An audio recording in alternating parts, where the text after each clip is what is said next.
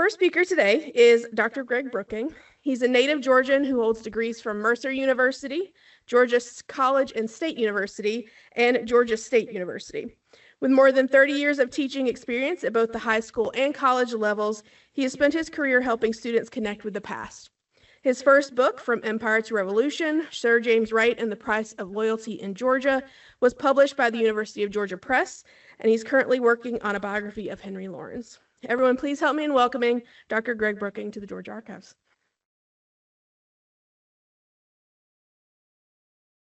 Thanks, Robin.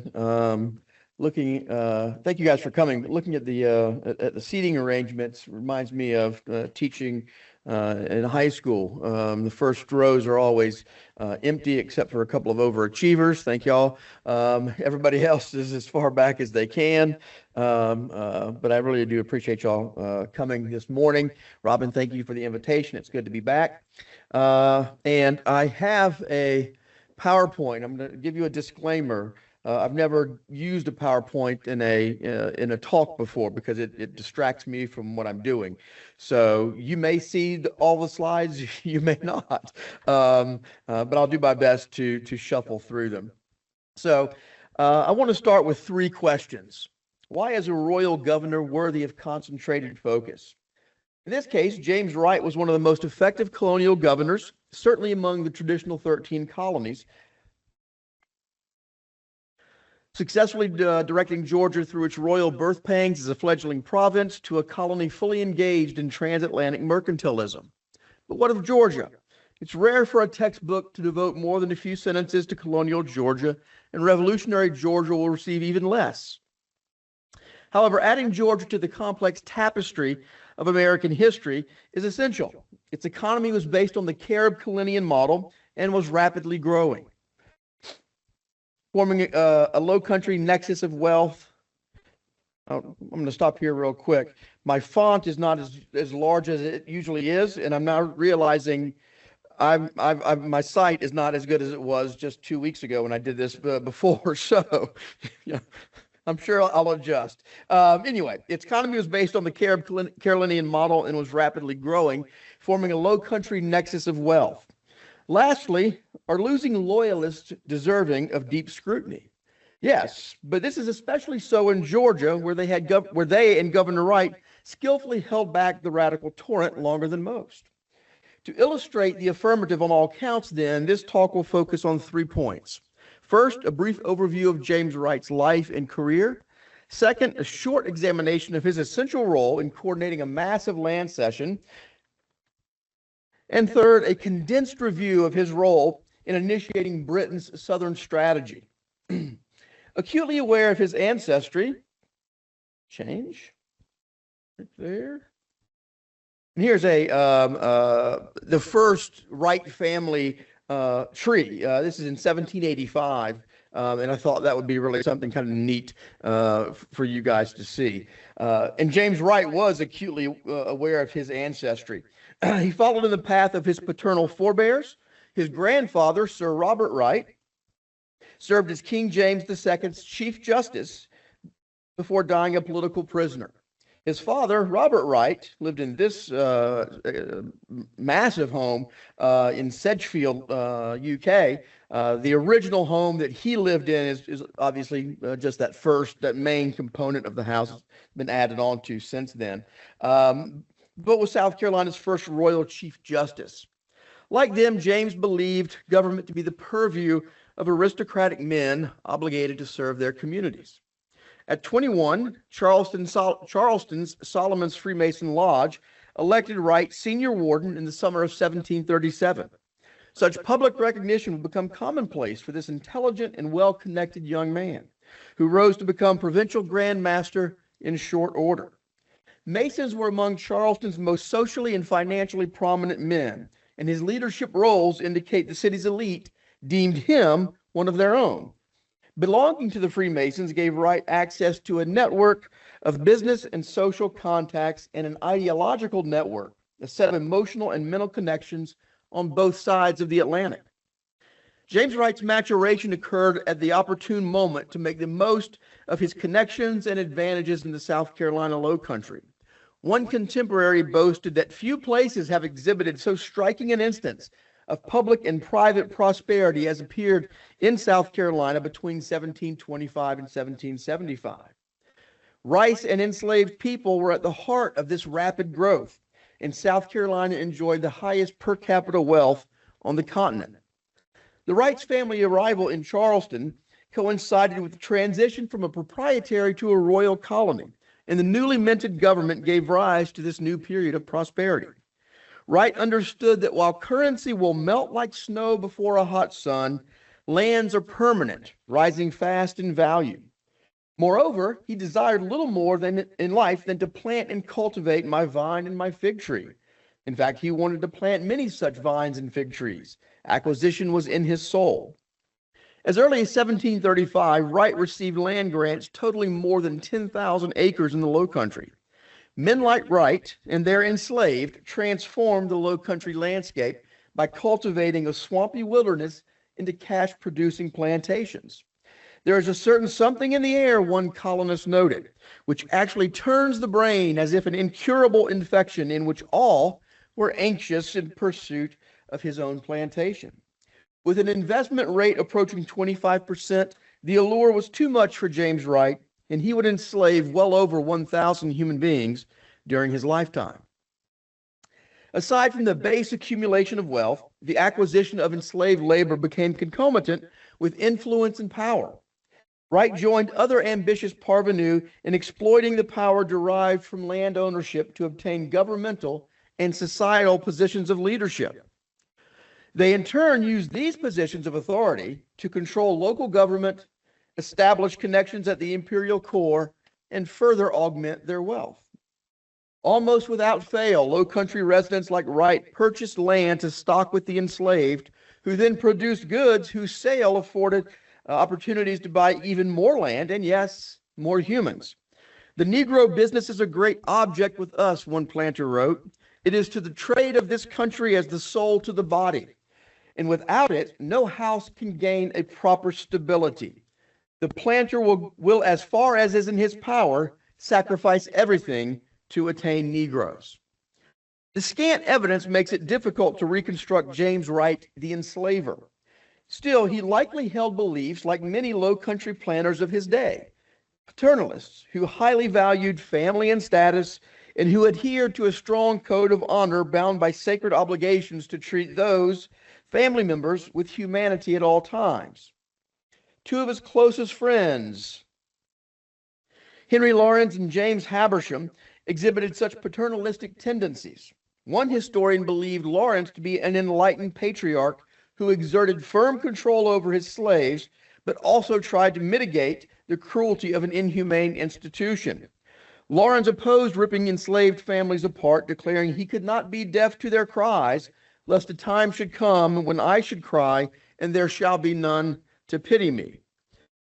Now, in all fairness, Henry Lawrence imported more slaves than any South Carolinian in the 18th century, and also owned several plantations as well. One example suggesting Wright fit this mold comes from Habersham, who informed his London merchant that Wright desired to clothe his Negroes better than most, making him, in the words of historian Betty Wood, an exceptional owner who expressed concern for the physical comfort of his slaves.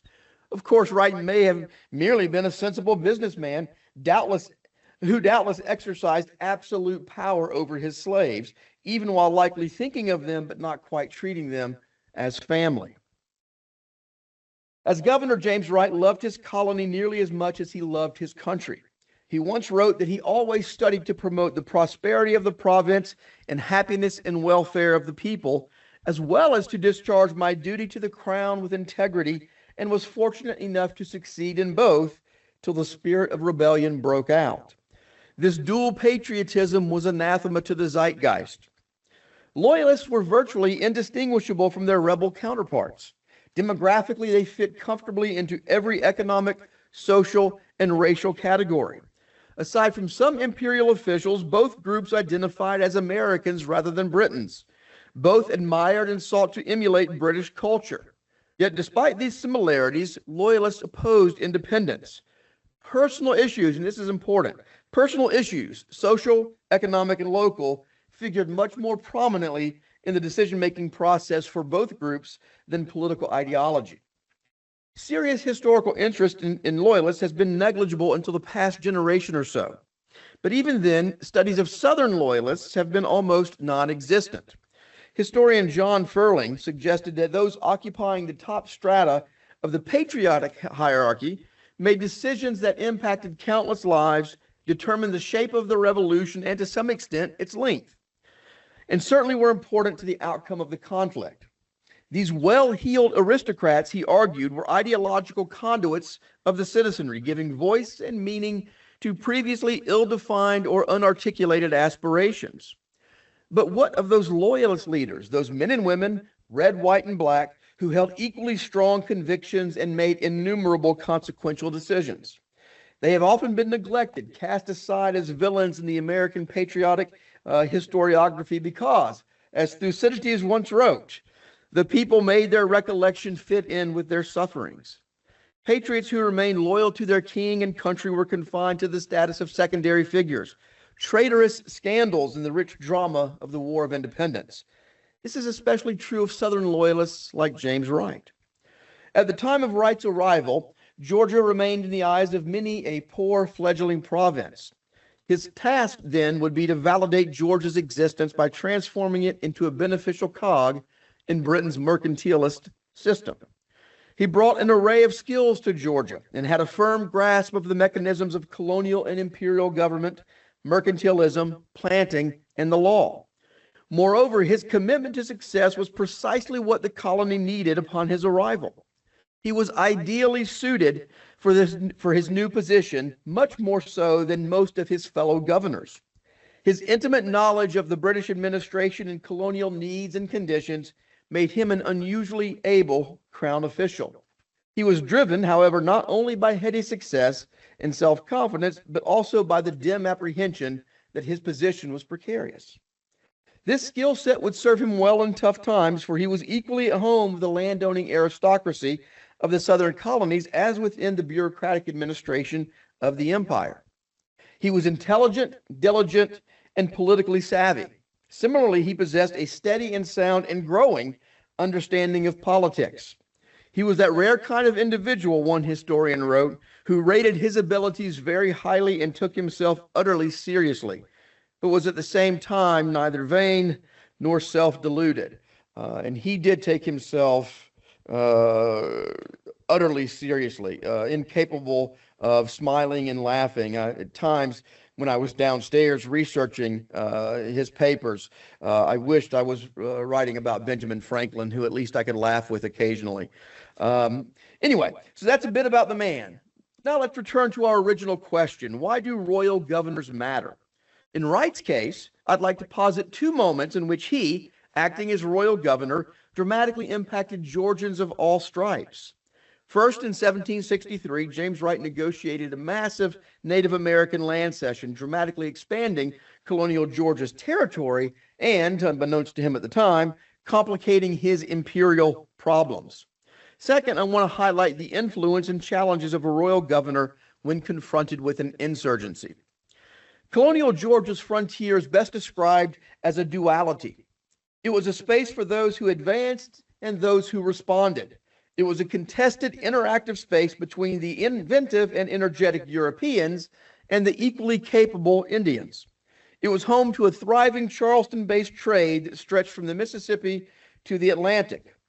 Traders like Lachlan McIntosh, some of these are going to come at us quickly, established credit-based relationships with frontiersmen and natives. And these relationships helped build Georgia's mercantilist credentials and simultaneously complicated frontier governance. As the number of traders grew, their methods became more unscrupulous. Dealing with these issues became the most pressing item on Wright's early agenda. The natives generally behaved well when sober, wrote one minister in 1759. Wright quickly determined that negotiating with them in good faith went a long way toward ensuring their compliance. Controlling traders, however, was a more dubious proposition because of their inability to ply their vocation with integrity. Wright believed that they were not the most honest or soberest people, and almost every disturbance proceeded from their great misconduct. They were, he said, the very worst set of men and far too numerous, leaving one Creek to wonder, who or what is the governor? We obey none but the merchants. Wright understood that this southern frontier must be immediately placed into a state of security. Accordingly, and without success, he encouraged Georgians to solidify the province's defensive network. Without this support, Wright concluded that trade would provide Georgia's best protection. Thus, he sought to restrict and regulate frontier trading to balance supply and demand. In doing so, the natives would always need supplies, but never be so needy that violence might result. He devised a plan to grant licenses and territories to a limited number of traders. This time, though, the ministry failed to support his plan, made even more curious by their 1763 proclamation. In the meantime, he used his favorite negotiating tactic, reminding native leaders that we can pour goods upon you like the floods of a great river if we choose. Of course, Wright knew his ability to control the flow of merchandise was contingent not on him, but on the traders' behavior. In any event, at least for the time being, the Creeks appeared disposed to continue in friendship. These assurances of goodwill, combined with similar messages from the Cherokee, bolstered his esteem in the eyes of Georgians and the king, who expressed satisfaction with Wright's efforts. To cement Anglo-Native relations, Wright called for a conference of leading Creek headmen. In December 1762, the gun merchant, 𝘓𝘃𝘮 captain, and handsome fellow visited Savannah. I like to think that if I was a Native American in the 18th century, I would have been named Handsome Fellow. Maybe not. Making his first trek to Savannah, the gun merchant understood his nation's reliance on trade and promised to keep his young warriors on the straight path. His assurances were vital because he held by far the greatest sway of any Indian in the nation. Wright reminded the Creeks of past treaties and expressed concerns over the frantic and rash behavior of your young men. While he understood the headmen had difficulty restraining their young, he reminded them, you know you cannot do well without us, but we can without you. Then in February of 1763, an ominous cloud rose over the southeast. The fiery Creek leader and bulwark of the French contingent of Creeks, the mortar of Oakjoy, whom British General Thomas Gage called an inveterate enemy, held his own pan-tribal conference in Toulouse, Alabama. The fort's commander stoked native unrest and dissatisfaction with the British, compelling many traders to flee the region entirely. Ever since, Wright wrote, the Creeks threaten and treat our traders with insolence. Ultimately, the Mortars Conference merely resulted in an official protest to Wright, complaining that settlements above Augusta prevented the Creeks from being able to supply their women and children with provisions. But as rumors that the French planned to withdraw from America began swirling later that spring, the mortar became restless, grousing to Wright that whites appear to believe that the red people have no lands. In June, Indian Superintendent John Stuart reported to London that the mortar and his allies were planning mischief. Then word of the Paris Peace Treaty reached Savannah in late May of '63, and Governor Wright assured his superiors of his confidence in Georgia making great strides very soon. But before long, the battle for frontier control resumed. The nativistic mortar now felt more claustrophobic than ever and began wreaking havoc over the backcountry, killing 3 traders in October and trying to persuade the Cherokees to join him in a war against the British. Although most Creek elders had little interest in declaring war, their young men followed his lead, prompting one elder to remind Wright of their friendship.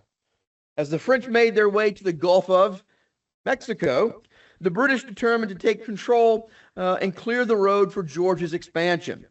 Wright now shifted his energies from the daily maintenance of peace to establishing a long-term geographic settlement. Of course, the two issues were intertwined, and the ministry sought to maintain native peace, in part by curbing settler expansion through the proclamation of 1763. Both solutions angered most Americans regardless of their political ideology. In June, Wright and Stuart began working to secure a cession of Indian lands. Wright expressed doubts about the willingness of Indians to engage in such conversations because they had not been the most cordial and friendly of late. Their jealousies and suspicions are really inconceivable, Wright wrote, as they interpreted every new settlement as a confirmation of French warnings about British intentions. Their jealousies and suspicions are really inconceivable. They think that we're going to do what we're going to do. Inconceivable. Anyway, for them, the consequences of the Paris Treaty would be an unmitigated disaster because they had relied on their ability to play the Europeans against one another. In Wright's words, they now think the white people intend to take all their lands, and it makes their hearts cross. And I love this final clause. It makes their hearts cross to see their lands taken without their liberty, as America is soon going to engage in a revolutionary war over that one word. Many natives realized the British had readily supplied them while the war with France remained in question, but the calculus had now changed. Relations between Georgians and Creeks were constantly in flux, but now seemed exceedingly tenuous. Wright reported in September that several men have been killed by a group of Creeks with long-established ties to the French. But much of the blame for the renewed frontier violence must be firmly placed at the feet of backcountry settlers who constantly encroached on native lands and took advantage of the Indians, many of whom feared the upcoming Congress would be a land grab. It would be. Amid this threatening environment, Wright and John Stuart organized an Indian Congress between the 5 southern nations and the other southern royal governors from Virginia southward. Wright had been eager to settle with the natives, and his role in coordinating the Congress was significant. The logistics for such a meeting in the 18th century were enormous and required strong coordination among groups with divergent goals and varying levels of trust. The other governors preferred meeting in Charleston, which offered a more secure and much more comfortable location, while the natives preferred meeting in Augusta, much more rural, much safer for them. Wright convinced the other governors to acquiesce, and so the meeting would be in Augusta. Nearly 900 Indians, including 300 Creeks, arrived there in November. As the official host, Governor Wright opened the talks and informed tribal leaders that the British spoke with one voice. His approach to the Indians had always favored diplomatic over martial solutions and treated the Native Americans equitably within the 18th century racial construct. He also well understood that Georgia lacked the military capacity to physically exert its will, so diplomacy was really his only option. Native responses revealed how desperately they wanted to maintain a constant flow of European goods. A Chickasaw leader voiced his gratitude for the services already done them by the British and iterated his desire to be good friends, as if they sucked one breast. Although his skin is not white, he wrote, his heart is. He then acknowledged what Wright said months ago. He could not do without the white people. Even so, he expressed concern about the number of white men being among the Indians as traitors, believing, as did Wright, that they were the cause of frontier discord. One Creek leader suggested the path only remain open to those traitors that are peaceable. But traitors were not the only problem. 𝘚𝘪𝘳𝘰𝘮 expressed grave concerns about the effect of European rum on young warriors, who foolishly traded their skins for it while forsaking repayment of their debts. He went so far as to threaten white traders who continued to ply their people with rum. Cherokee 𝘓𝑦𝑒𝑙𝑎 also conveyed his goodwill and desire that Wright would forgive his young warriors, promising he would prevent future injuries so their mutual children would grow up in peace. To ease an important colonial concern, the natives promised to return all white property, including the enslaved. The final treaty was concluded once, and this is interesting, once rum, tobacco, and an extraordinary allowance for provisions convinced all present parties to concede. I love how they go from complaining about the rum to us then plying them with more of it. The cession itself added millions of acres between the Savannah and Ogeechee rivers, and the two sides agreed that Indian complaints of whites illegally trading or trespassing must be made directly to the colonial governors before seeking redress. Even though he believed both parties should live up to their treaty obligations, Wright knew policing disruptive colonial behavior would be difficult. In a letter to one British leader, he grumbled about his inability to control the frontier because he lacked any coercive power. Regardless, Wright assured the ministry that the deal gives room for a great number of inhabitants.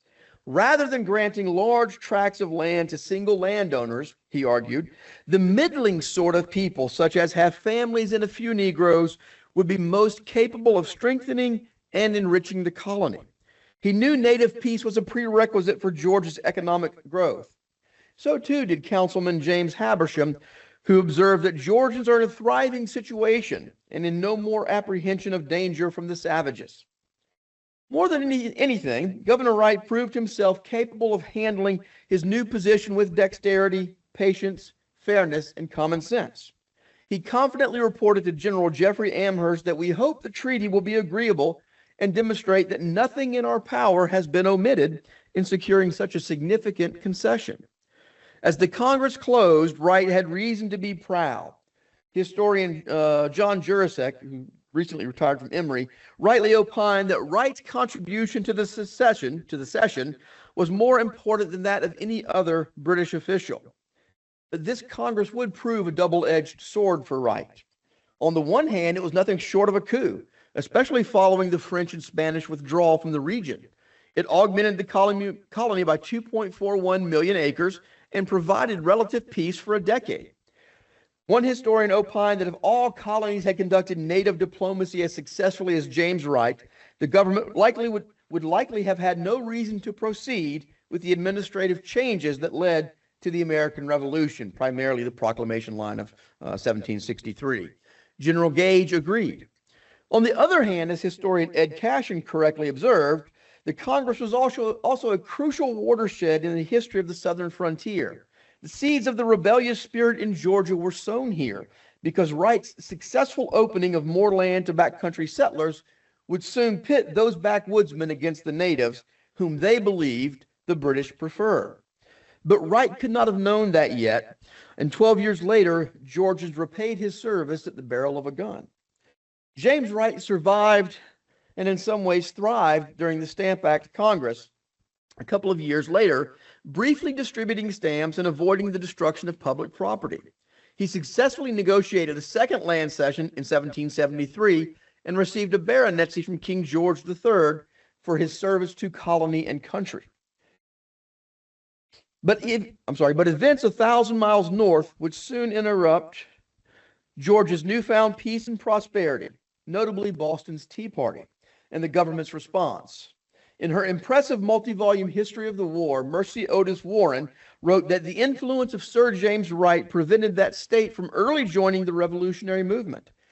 But they did join, especially angered by the so-called intolerable acts. Many low country colonists sprang into action in the summer of 1774.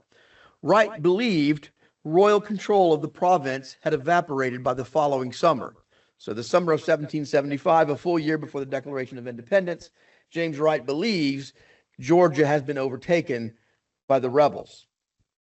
As any semblance of normality came crashing around him, James Wright desperately tried to maintain his authority. He frantically dispatched letters imploring the ministry to provide succor, though history had proven the futility of such requests. In early January 76, he complained if we had proper support and assistance, substantial numbers would join the king's standard. But, he said, with no troops, no money, no orders or instructions, coupled with a wild magnitude of liberty people gathering fast, what can any man do? I love this phrase that Wright loved to use when describing the Georgia's Liberty Boys, who were their version of the Sons of Liberty. He called them the sons of licentiousness. Always that did make me giggle a little bit. The rebels, he complained, are a parcel of the lowest people, chiefly carpenters, shoemakers, blacksmiths, and such, led by a few of the better sort of men. Wright added that it was doubly shameful that His Majesty's loyal subjects should be suffered to remain under such cruel tyranny and oppression. With British ships of war seeking victuals off Savannah's coast that month, the rebel Council of Safety resolved to irreversibly plunge Britain's youngest colony deep into the maelstrom of rebellion by ordering the arrest of Governor Wright and his council. Rebel Major Joe Habersham, whose late father had been Wright's best friend, happily volunteered for this duty. With ominous orders in hand, he and a small party made their way through the chilly darkness to Governor Wright's home, which is on the site of the modern-day Telfair Museum in Savannah, if you're ever down there. Wright and his council had just sat down to dinner under the comforting gaze of a portrait of King George II. A sudden noise at the front door halted the conversation. Seemingly out of nowhere, Habersham's posse descended upon the home and rushed past the guards stationed at its entrance. The major entered the dining room amid a cacophony of loud voices and boots on wood. Most dinner guests scurried for an exit. With apparent grace and dignity, Habersham bowed to the assembled guests, as you do, I suppose, and marched to the head of the table. He placed his arm on Wright's left shoulder and declared, "Sir James, you are my prisoner." Although the rebel Council of Safety granted Wright's conditional parole, his capture was the final impetus for many non-rebels to make haste for safer environs. One confided to East Florida's Royal Governor, "These deluded people has made every prudent thinking man withdraw from the party." The denial of Wright's liberty in the name of freedom prompted one member of Georgia's rebel government to renounce his oath. Basil Cowper wrote years later that he continued with the rebels till the governor and council were made prisoners, at which time I quitted them. One loyalist complained of the repeated instances of outrage, insult, and imprisonment during this time, adding that Wright experienced as much ill treatment as any officer of the crown. Wright echoed Thomas Gage's sentiment that America is a mere bully. The deeply personal nature of this rapidly unfolding civil war made Wright's parole a dubious proposition. The Reverend Oliver Hart wrote of the greatest appearances of civil war then brewing in the backcountry. One South Carolinian noted that the revolution honored no law, no friendship, no alliance, and no ties of blood.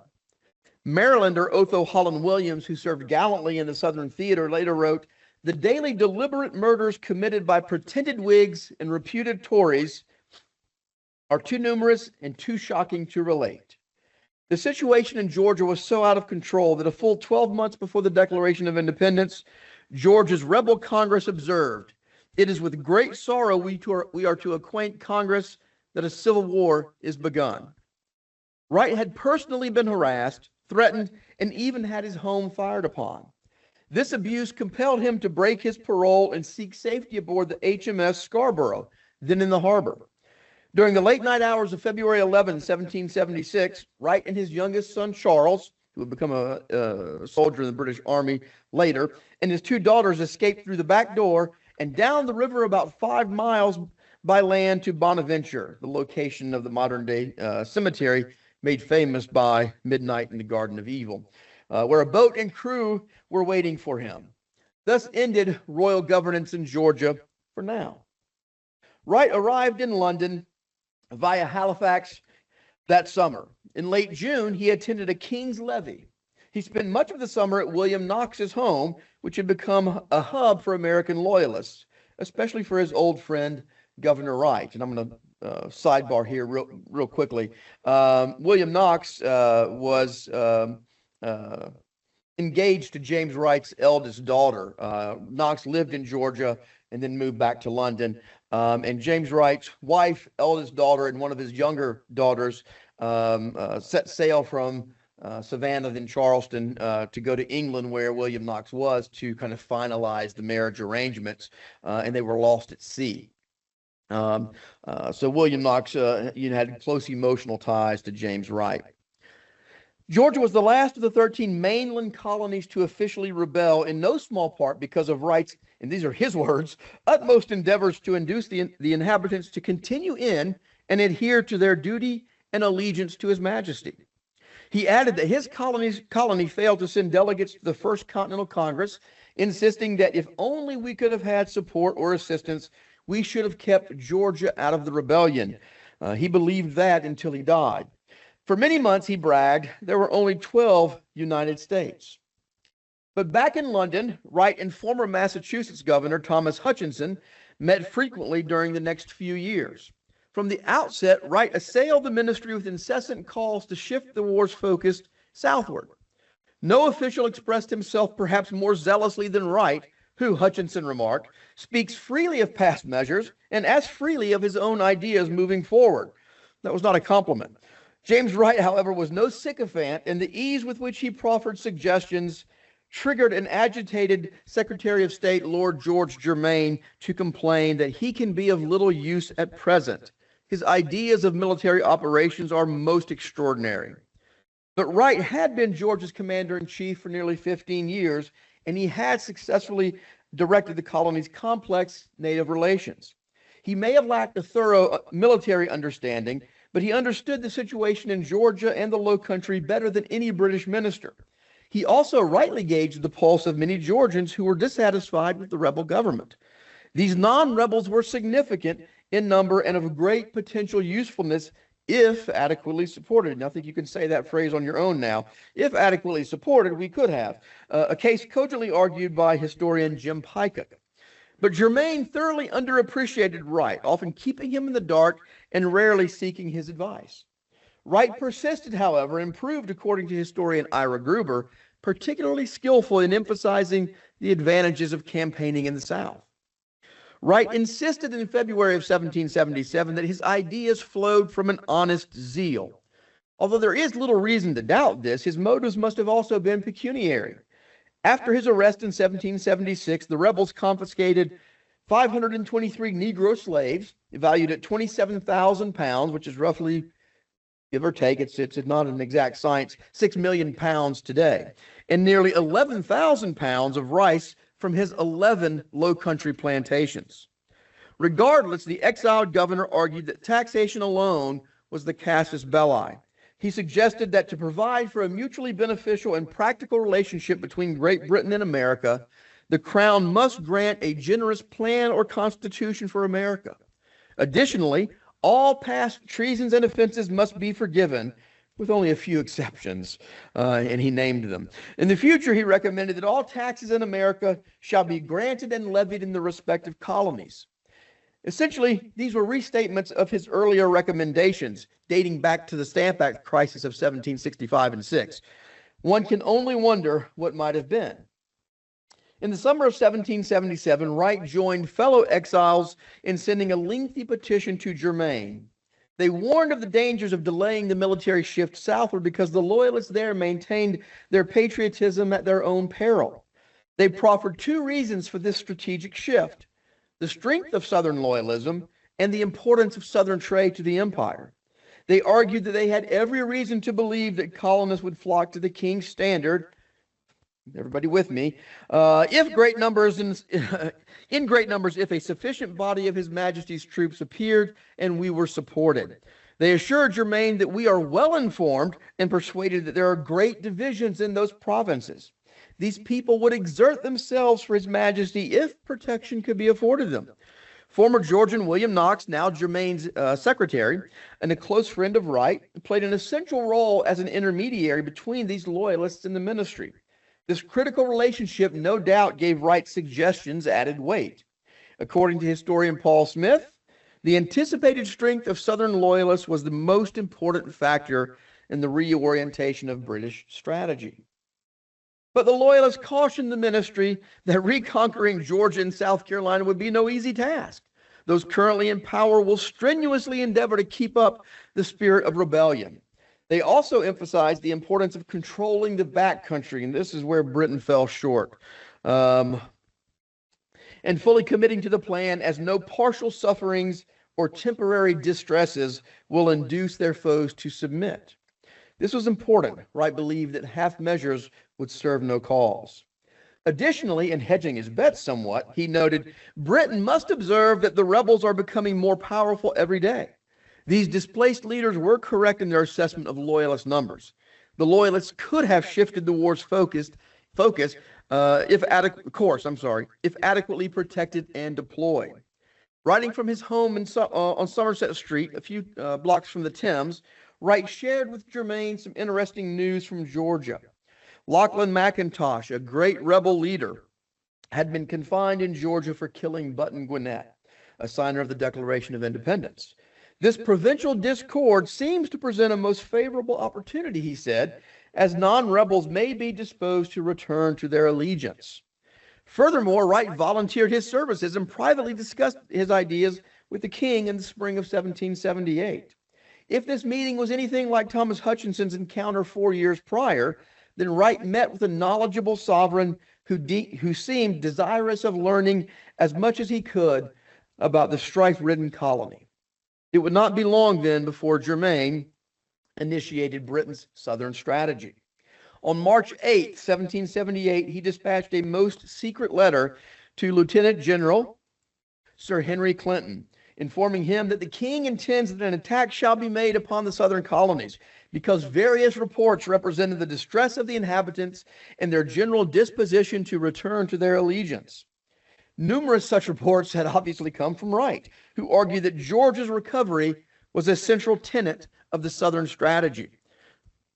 The goal, and I'll go back real quickly, the goal was to conquer Savannah, Georgia, then to Charleston, South Carolina, then North Carolina, then Virginia, and then leave the northern colonies to their own devices. All right. Therefore, Germain continued, "It is the king's wish that every means were employed to raise and embody the well-affected inhabitants." Furthermore, he told Clinton that if the strategy proved successful, the intention was to leave those to the northward to their own feelings and let them suffer every distress which cutting off their supplies and blocking up their ports might occasion. Clinton was skeptical of these plans, fearing that his forces were already spread too thin, but the king was adamant. So, an unenthusiastic Clinton assembled a force under the leadership of Lieutenant Colonel Archibald Campbell, whose primary directive was to possess Savannah. And that's exactly what you want heading into a massive military campaign, an unenthusiastic leader. This he did with incredible celerity in the winter of 78 and 79. Campbell's victory in Savannah and Major General Augustine Prevost's subsequent triumph in the Georgia backcountry in the spring of 79 would be monumental for Wright. The, quote, feeble resistance they met provided Germain with indubitable proof of the disposition of the inhabitants to support royal government. Wright learned of Savannah's restoration no later than February 27th, 79, and even though Campbell urged Germain to send a civil governor with all speed, he knew of no plans for his return. In a letter to his secretary, Germain expressed his doubt whether Wright is equal to the undertaking of governing a province under the circumstances of Georgia. Was anyone? With France in the war, Britain's resources were indeed stretched far beyond its capabilities. Regardless, Germain painted for Wright a glowing portrait of Georgia's situation, promising that nothing would be wanting to complete the public tranquility but his arrival.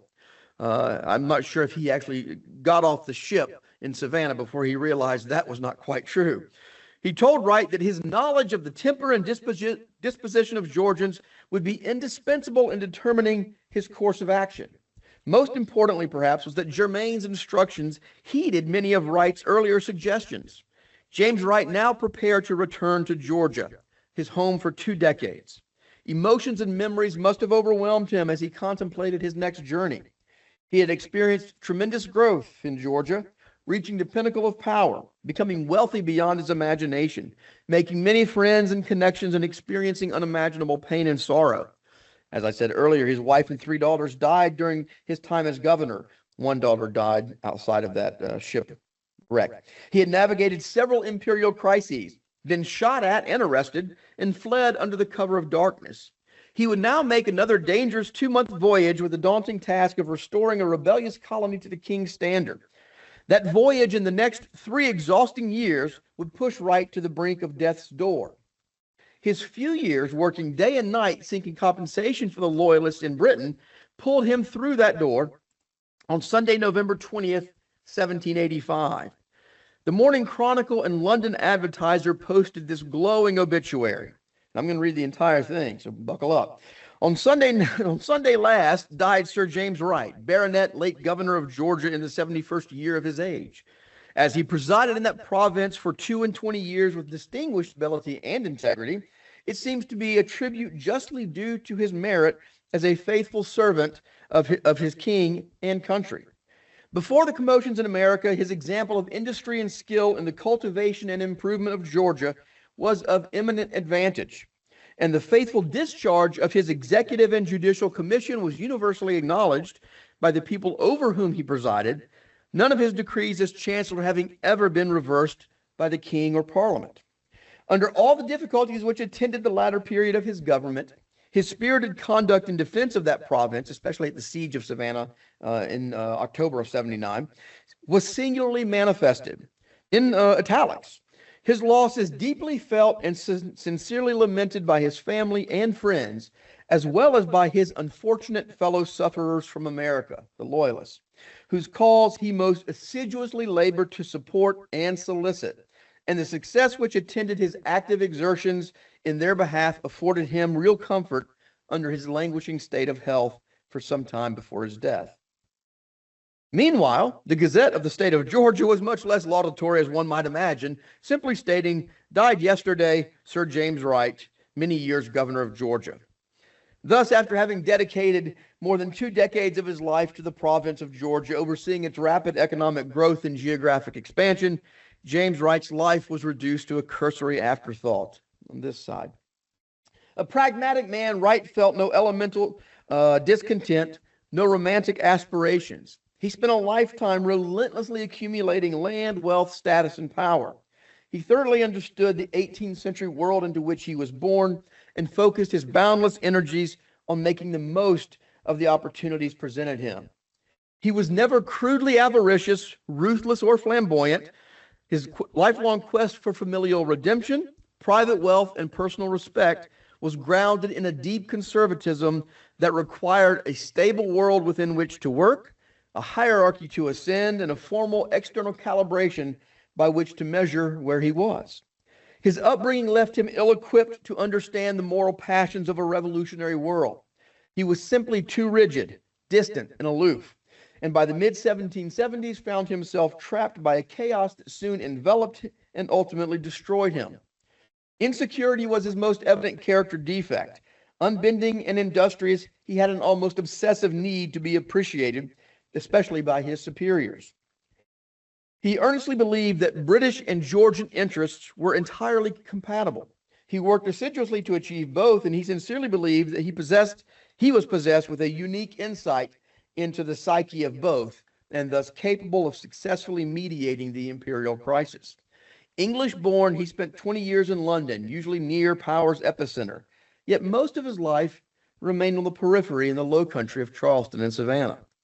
A consummate conservative, Wright nevertheless empathized with colonists who had become angry with parliamentary encroachments, and he understood the vital importance of Georgia to Britain's mercantilist system. He believed in the British Constitution and respected disagreements raised through legal channels and legal channels alone.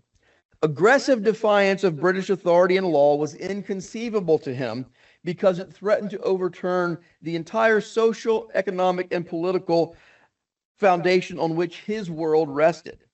Thus, when he wrote during the sweltering 1775 summer that the powers of government are wrested out of my hands, his personal agony extended well beyond the political arena, for he believed the rebels intended to wrest from him the very life he fought to build. Thank you.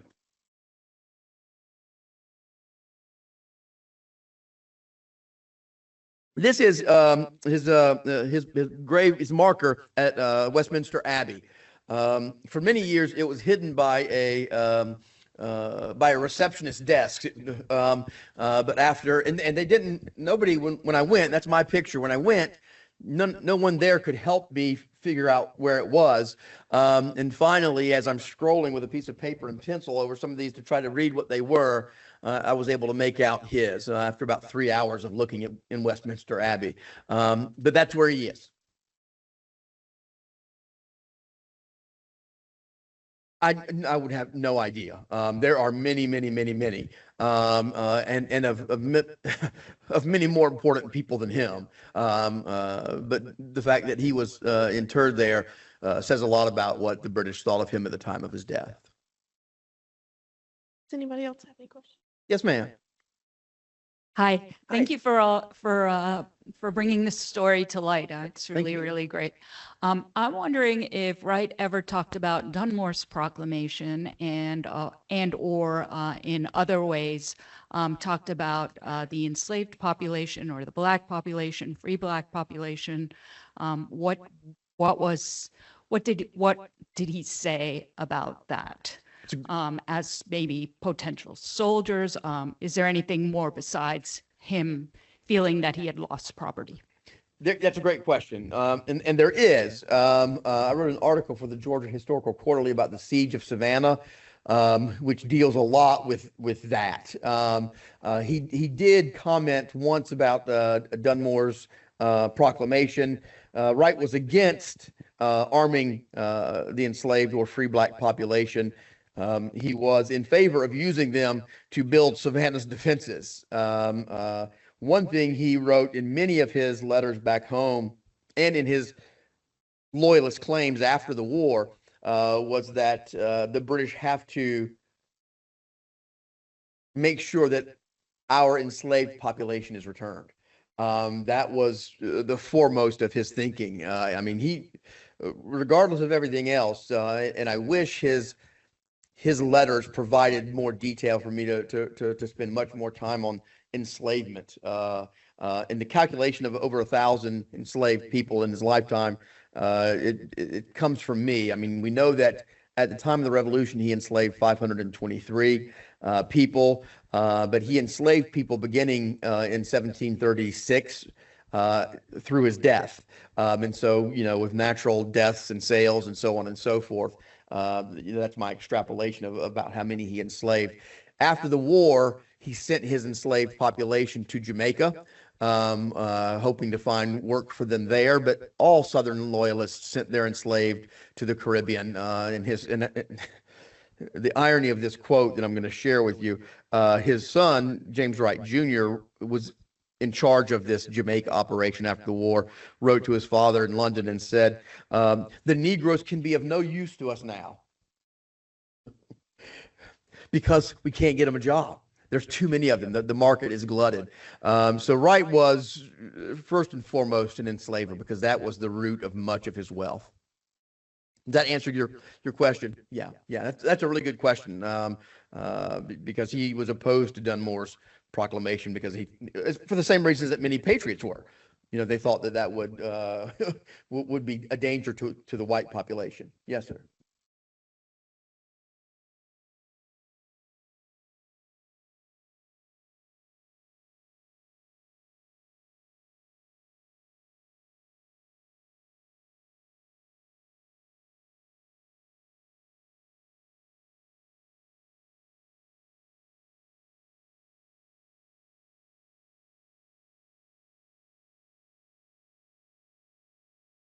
I've always understood it to be, and always taught it this way, that any discernible fraction of Black means Black in the era of slavery.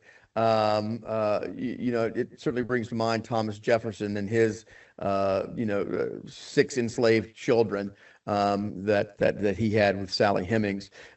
Interestingly, James Wright, when he left to return to England, he brought with him a servant, he called a servant by the name of Jenny, whom in his will he left an annuity and asked his sons to make sure that she had a place to live. But that's all we know about her. I've looked in all of his records. There is one Jenny in his slave records that may or may not be the Jenny, but she was highly valued as a seamstress. I think 60 pounds is what he listed her as. But the thing that has prevented me from writing more about his life as an enslaver is that all of his personal papers were destroyed when he escaped Georgia in the Battle of the Rice Boats. They were destroyed in that little conflict. So all I have is professional correspondence from him. So I can't parse it out much greater than that. Well, we don't, as Greg points out, we don't have the hard statistics, but almost all the slaves that were brought to America at that time were directly from Africa. And the reason being, you didn't want a slave from the Caribbean, someone who was used to America, used to escaping, and you wanted somebody who had no idea where they were or where they could go. So I would presume that a very high percentage of the Georgia slaves were of pure African stock. Now, one interesting thing about Governor Wright is that when he returns to Georgia in 1779 and is restored as governor, he was quite proud of all of his slaves who returned to him from the rebels who came back to him. And there was a very ugly engagement, I believe it was in 1779, where his plantations were attacked by rebel raiders and his slaves died fighting for their plantation.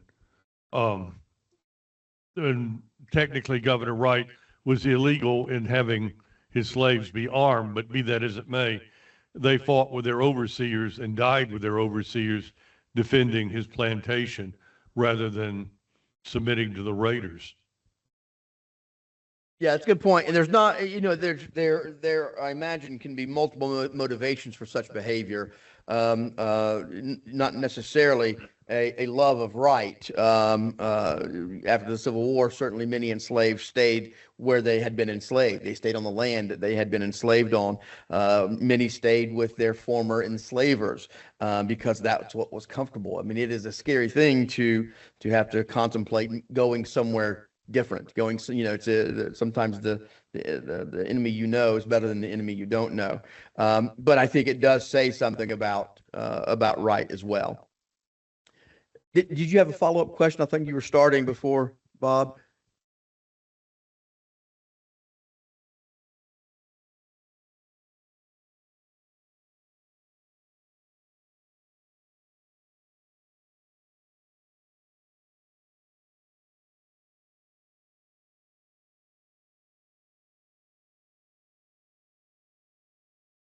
Mm-hmm. Well, I mean, we got to remember that the first who worked the land under any kind of duress or force were indentured servants, which were white Europeans, then Native Americans, and then finally they brought Africans over for a variety of reasons. But yeah. Anybody else? Thank you. Thank you Thanks so so much. much. Appreciate you guys coming on a Saturday morning.